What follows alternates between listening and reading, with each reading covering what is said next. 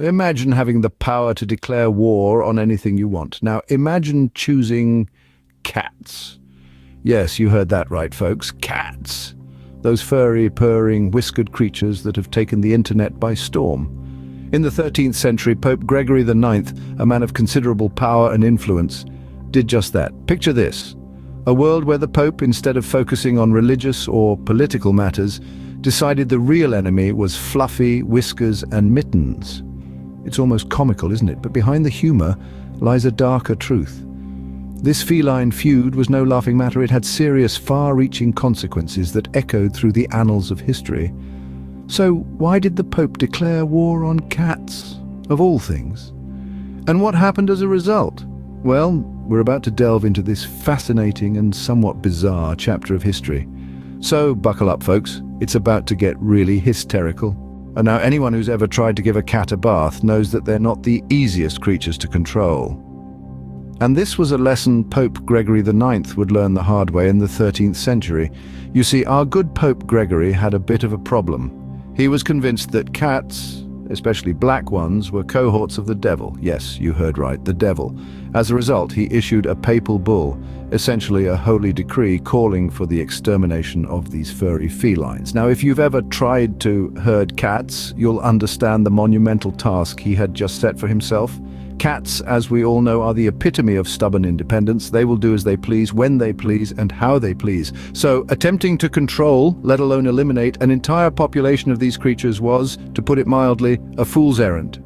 But Pope Gregory was undeterred.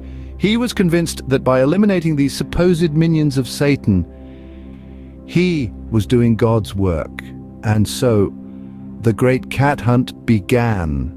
Priests and peasants alike were enlisted in this holy crusade against the feline population. The absurdity of the situation is not lost on us today. Picture, if you will, a group of monks chasing after a cat with a broom, or a village of peasants turning their homes upside down in search of a hidden kitten. The scenes would be worthy of a Monty Python sketch. Despite their best efforts, controlling the cat population proved to be a Herculean task.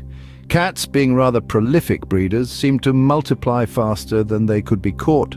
And those that were caught often used their claws and teeth to great effect, adding injury to the insult of their captors' failed attempts. In the end, the Pope's war on cats was as futile as trying to stop the tide with a sieve. And while the cats may have lost a few battles, they certainly won the war, because as we all know, cats have a way of landing on their feet no matter what. Turns out cats have 9 lives for a reason. They're not going down without a fight. But what happens when you remove a key player in the game of life? Well, things start to get a little ratty. Now let's picture a world minus a healthy population of cats. It's like imagining peanut butter without jelly, or a British summer without rain. It just doesn't feel right. But in the 13th century, this became an unfortunate reality. With the cat population in decline, our whiskered rodent controllers were no longer on the prowl, and this, my friends, led to an unexpected boom in the rat population. Now you might be thinking, so what? More rats, more fun, right? Well, not quite. You see, these weren't your run-of-the-mill, steal-your-cheese kind of rats. No, these were fleas' favorite Uber drivers, and these fleas were carrying something rather nasty. The bubonic plague, also known as the Black Death. Remember that name, because it's about to become very important. With cats out of the picture, rats were partying like it was 1349, spreading the plague far and wide with reckless abandon. And let's be honest, it's hard to enjoy a party when there's a deadly disease on the guest list. So, you see, the Pope's war on cats wasn't just a furry fiasco, it was a catastrophic miscalculation. The irony is almost too much to bear. In an attempt to combat what was perceived as a symbol of evil, the Church inadvertently opened the door to a real evil, one that would claim the lives of millions across Europe. So next time you're thinking of declaring war on an animal species, remember they might just have the last laugh. It's safe to say that the cats certainly did. They sat back, licked their paws, and watched as the world learned a hard lesson about the delicate balance of nature. And all the while they purred, "Told you so." So next time you're thinking of declaring war on an animal species, remember they might just have the last laugh. So what can we take away from this furry fiasco?